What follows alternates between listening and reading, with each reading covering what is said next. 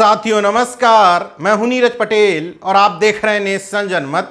उत्तर प्रदेश के सबसे बड़े चिकित्सा संस्थान एसजीपीजीआई से खबर आती है कि ओबीसी एससी एसटी वर्ग के अभ्यर्थियों को असिस्टेंट प्रोफेसर से लेकर प्रोफेसर बनने से रोकने के लिए फिर से एक खेल खेला गया, NFS नॉट फाउंड सुटेबल, यानी कि ओबीसी एससी एसटी वर्ग की मैक्सिमम सीटें ये कहते हुए छोड़ दी गई कि यहां पर हमें योग्य अभ्यर्थी ही नहीं मिला।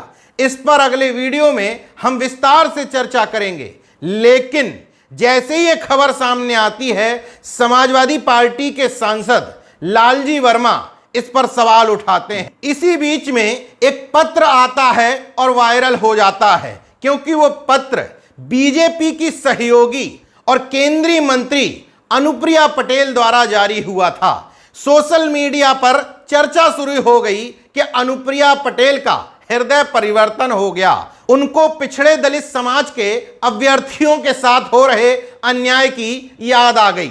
हालांकि उस पूरे पत्र में एसजीपीजीआई की घटना का जिक्र उन्होंने नहीं किया, लेकिन पत्र पूरी तरीके से नॉट फाउंड सुटेबल पर आधारित था। अनुप्रिया पटेल ने पत्र में जो बातें लिखी उससे पूरी तरीके से सहमत हूं, सिवाय ऊपर की 5 लाइनों को छोड़कर। उस पर भी बात करेंगे, लेकिन खेल समझिए। अनुप्रिया पटेल का यह पत्र जब सामने आया तो मेरा माथा ठनका। जो अनुप्रिया पटेल 26 जून को सदन के अंदर अपनी पार्टी की मूल विचारधारा के इतर समाजवादी पार्टी के संभल से मुस्लिम सांसद जियाउर रहमान वर्ग के नारों पर उर्दू में शपथ लिए जाने पर आपत्ति जाहिर कर रही थी, वही अनुप्रिया पटेल 27 जून को अचानक से योगी सरकार के खिलाफ हमलावर कैसे हो जाती हैं।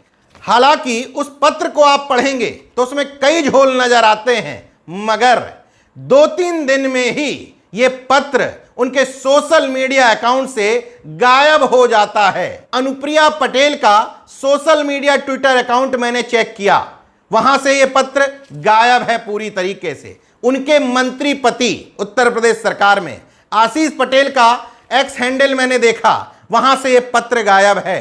अपना दल एस का ऑफिशियल अकाउंट मैंने देखा, वहां से यह पत्र गायब है। मतलब 2 दिन पहले तक इस मुद्दे पर ओबीसी एससी वर्ग की बाहवाही बटोरने वाली अनुप्रिया पटेल इस मुद्दे पर बैकफुट पर आ जाती हैं। दरअसल काम पूरा हो गया। ओबीसी एससी वर्ग की जो नाराजगी, जो दुकानदारी समाजवादी पार्टी की तरफ शिफ्ट हो रही थी, क्योंकि इस बार समाजवादी पार्टी ने पटेल समाज के लोगों को ज्यादा टिकट दिए तो 7 सांसद चुन करके आए। अनुप्रिया पटेल बामुश्किल अपनी सीट बचा पाई, दूसरी सीट गायब हो गई। तो जिम्मेदारी दी गई कि किसी तरीके से भी अपनी दुकानदारी को समेट करके रखो, और केंद्र सरकार की अनुमति के बिना यह पत्र आना, जितना मैं समझता हूं राजनीति, अनुप्रिया पटेल के लिए संभव नहीं था। यह बात कहने की एक और वजह है, जब पत्र को आप देखते हैं तो नेशन जनमत पूरी तरीके से सहमत है कि हां, नॉट फाउंड सुटेबल किया जा रहा है। आरक्षण के साथ उत्तर प्रदेश में कुटाराघात किया जा रहा है। मगर अनुप्रिया पटेल जी, अगर यह पत्र किसी साजिश के तहत, किसी एजेंडे के तहत नहीं लिखा गया है, तो क्या वजह है कि इस पत्र की ऊपर की 5 लाइनों में आप लिखती हैं, विगत वर्षों में माननीय प्रधानमंत्री श्री नरेंद्र मोदी जी के नेतृत्व में एनडीए की सरकार द्वारा केंद्रीय विद्यालय, नवोदय विद्यालय, सैनिक स्कूल एवं नीट की प्रवेश परीक्षा में पिछड़े वर्ग से आने वाले छात्रों को आरक्षण देने का ऐतिहासिक कदम उठाया जा चुका है, जो भविष्य में पिछड़े वर्ग से आने वाले छात्रों के उज्जवल भविष्य में महत्वपूर्ण भूमिका अदा करेगा। इसके बाद उन्होंने योगी सरकार को लपेटना शुरू किया।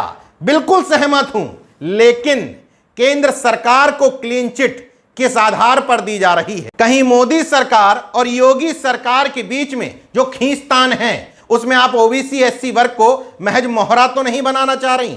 2 पन्नों के इस पूरे पत्र को आप देख जाइए।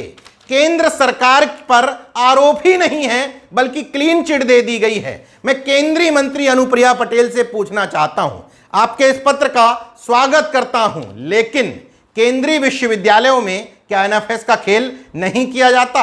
आप अब स्वास्थ्य राज्य मंत्री हो गई हैं, क्या केंद्र से जुड़े हुए मेडिकल संस्थानों में एनएफएस का खेल नहीं किया जा रहा? जिस मोदी सरकार की शान में कसीदे आप गढ़ रही हैं इस पत्र के माध्यम से, उस मोदी सरकार ने एनएफएस से भी खतरनाक एक खेल सामने लाया है, लैटरल एंट्री का, वो भी आईएएस जैसे महत्वपूर्ण पदों पर। एक सामान्य घर का बच्चा किसी तरीके से तैयारी करता है, मान लीजिए यूपीएससी क्लियर हो गया, उसमें भी मान लीजिए आईएएस मिल गया, मान लीजिए कैडर भी मिल गया, इसके बाद उसको 17 साल लगते हैं केंद्र में ज्वाइंट सेक्रेटरी के पद पर पहुंचने में। लेकिन आपकी चहेती मोदी सरकार, जिसको आपने क्लीन चिट दे रखी है इस पत्र में, वो 17 साल वाले पद पर डायरेक्ट अपने संघी मानसिकता के लोगों को ज्वाइंट सेक्रेटरी बना दे रही है। अनुप्रिया जी तो या तो क्लीन चिट देती ही नहीं, केंद्र सरकार की चर्चा करती ही नहीं, लेकिन अगर एक सरकार को क्लीन चिट दे करके योगी सरकार पर महज सवाल उठाएंगी तो इसमें साजिश की वो नजर जरूर आएगी। फिर से वही सवाल उठता है कि अनुप्रिया पटेल इस पत्र के माध्यम से वास्तव में योगी सरकार को आईना दिखाना चाह रही थी, तो बैकफुट पर क्यों आ गई? वो पत्र सारे सोशल मीडिया प्लेटफॉर्म से गायब क्यों कर लिया? क्या अपनी पिछड़ा दलित दुकानदारी को समेट के रखना ही एकमात्र एजेंडा था? नेशन जनमत को यह पत्र अनायास ही नहीं लगता, बल्कि जब सदन में आप एक दूसरे पटेल समाज के नेता छत्रपाल गंगवार, जो बरेली से सांसद हैं बीजेपी के, उनका शपथ ग्रहण जब आप देखते हैं तो उसके लास्ट में वो कहते हैं जय हिंदू राष्ट्र। हालांकि इसमें कोई दो राय नहीं कि संविधान के प्रति सत्यनिष्ठा की शपथ जो सांसद ले रहे हैं वो लास्ट में हिंदू राष्ट्र कह करके संविधान का अपमान कर रहे हैं, क्योंकि भारत का संविधान भारत को एक धर्मनिरपेक्ष राष्ट्र बताता है। खैर ये अलग मसला है। महत्वपूर्ण मसला यह है कि छत्रपाल गंगवार तो इसी नफरती विचारधारा की उपज हैं, मतलब वो संघी पृष्ठभूमि से आते हैं, लेकिन अनुप्रिया पटेल इस तरह की पृष्ठभूमि से नहीं आती।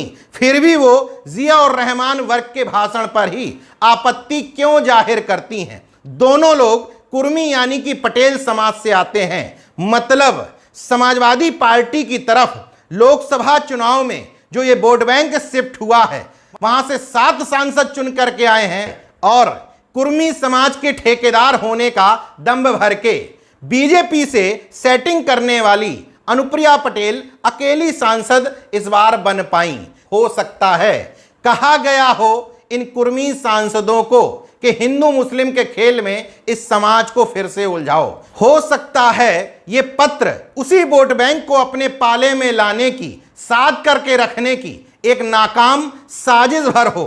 खैर, अनुप्रिया पटेल की इस पत्र के पीछे असल मंशा क्या थी, बाद में उन्होंने ये पत्र सोशल मीडिया अकाउंट से क्यों गायब कर दिए वो ही जाने, लेकिन पिछड़े दलित समाज से आने वाले सांसदों को, खास तौर पर पीडीए के नाम पर जीत के आने वाले सांसदों को यह मुद्दा पुरजोर तरीके से संसद से लेकर सड़क पर उठाने की जरूरत है, क्योंकि 43 पद थे जो ओबीसी एससी के, उनमें से महज 4-5 पद देकर के बाकी पदों पर ओबीसी एससी वर्ग के योग्य अभ्यर्थियों को नॉट फाउंड सुटेबल करार दे दिया गया है। अगले वीडियो में मैं उदाहरण सहित बताऊंगा कि कैसे एसजीपीजीआई से ही सुपर स्पेशलिटी डिग्री करने वाले, वहीं से एसआरशिप करने वाले तमाम लोगों को एनएफएस करके बाहर का रास्ता दिखा दिया गया है। देखते रहिए नेशन जनमत, जागरूक और सजग बने रहिए। जय विज्ञान, जय संविधान, जय लोकतंत्र। धन्यवाद।